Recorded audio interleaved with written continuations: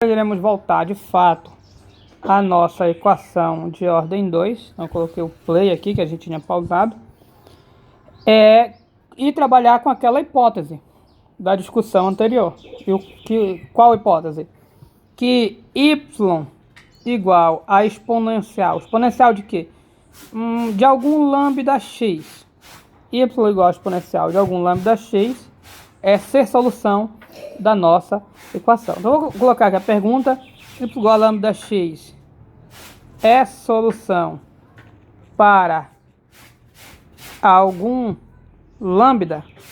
Aqui não está claro, mas fica subentendido, claro, que se eu estou perguntando por solução, que a solução é dessa equação aqui, uma vez que é só com ela que eu estou trabalhando. Então vamos investigar.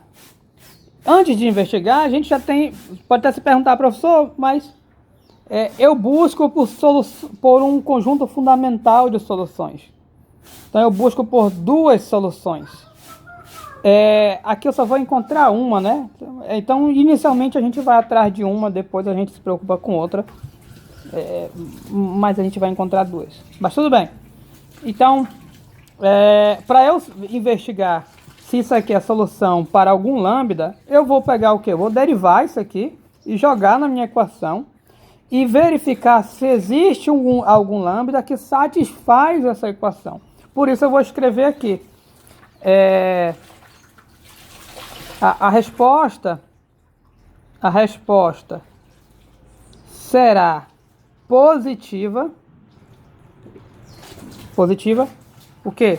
Se existir um lambda tal que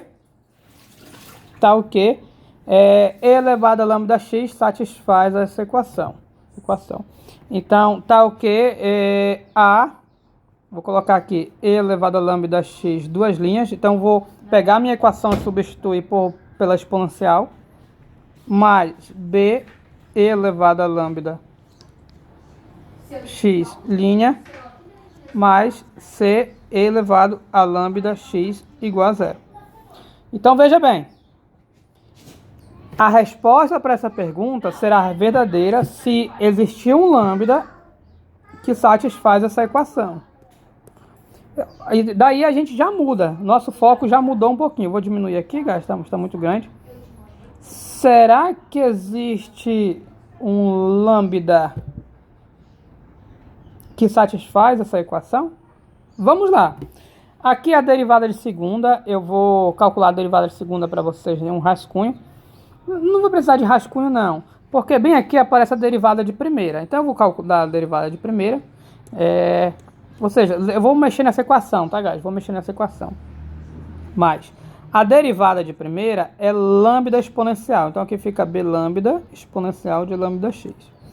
Então a derivada de segunda que aparece aqui, eu sei que é a derivada disso. Você pode conferir aí que a derivada é lambda ao quadrado exponencial de lambda x.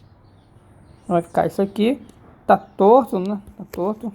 Vamos escrever direitinho. Mais B lambda exponencial de lambda x. Mais C. Aqui só repete exponencial de lambda x.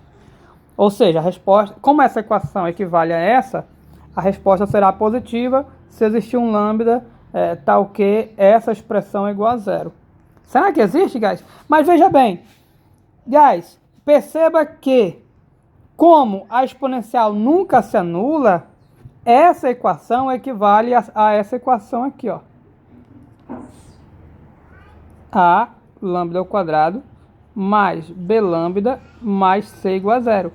A exponencial nunca se anula, então você pode dividir todo mundo pela exponencial, que vai ficar dessa forma. A exponencial morre nessa parcela, nessa parcela, nessa parcela. Cada uma das parcelas, o fator exponencial morre. Então, olha que interessante. Quer dizer que a resposta para a nossa pergunta já mudou.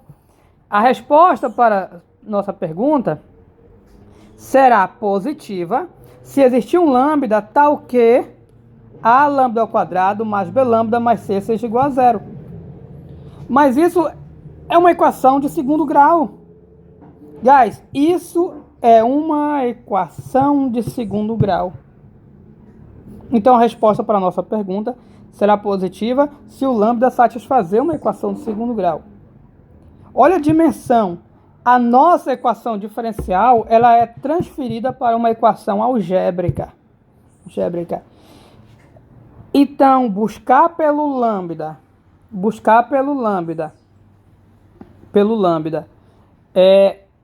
de modo que essa exponencial seja a solução, equivale a buscar por um lambda a solução dessa equação. E é isso que a gente vai fazer. Quando a gente buscar por lambda, de modo que a exponencial seja a solução, a gente vai resolver essa equação. E essa equação, isso, por ser uma equação de segundo grau, existem três situações possíveis. Três situações, que isso se refere ao delta. Nessa equação, o delta pode ser positivo, o delta pode ser zero e o delta pode ser negativo. Se o delta for positivo, matou nosso problema. Por quê? Guys, se o delta for positivo, eu vou encontrar dois lambdas distintos, ou seja, eu encontro duas funções exponenciais, soluções da minha equação. E eu afirmo a vocês que quando o lambda é distinto, essas duas funções exponenciais são LIs. Vou mostrar depois eu mostro, por enquanto estou afirmando. Ou seja, se o delta é positivo, acabou a minha equação. A gente vai já trabalhar com esse caso com mais detalhes. Por enquanto, só uma análise rápida. O fato é, se o delta é positivo, já resolvi minha equação. Por quê? Se o delta é positivo, eu consigo duas soluções, dois lambdas nessa equação. Como eu consigo dois lambdas, eu consegui duas funções LIs. Eu consegui o conjunto fundamental, então eu tenho minha equação. Por isso, quando a gente for trabalhar com equações com coeficientes constantes, iremos torcer muito para o delta positivo. Mas, para os outros casos, nem tudo está perdido. Para o delta igual a zero, eu encontro um lambda. Então, eu encontro pelo menos uma solução. Vai faltar outra. E como é que a gente faz com a outra, professor? A outra a gente vai trabalhar no futuro. No futuro, a gente vai ver, não tão distante, como se trabalha como se encontra a outra solução. Através de um método. Não vou dar detalhes agora, senão vou me alongar. Professor, então, o delta negativo é o caso que eu tenho que partir para outro meio, porque eu não vou achar nenhum lambda. Bom, no delta negativo nem tudo está perdido. No delta negativo, você consegue duas soluções complexas para essa equação. Duas soluções complexas. E com as soluções complexas, se você utilizar a forma polar dela, você consegue achar duas soluções também. A gente vai abordar isso no futuro. Se você não compreende de números complexos, não tem muito problema, que vai usar bem pouquinho, mas no futuro a gente vai trabalhar com esse caso aqui e descobrir como encontrar soluções.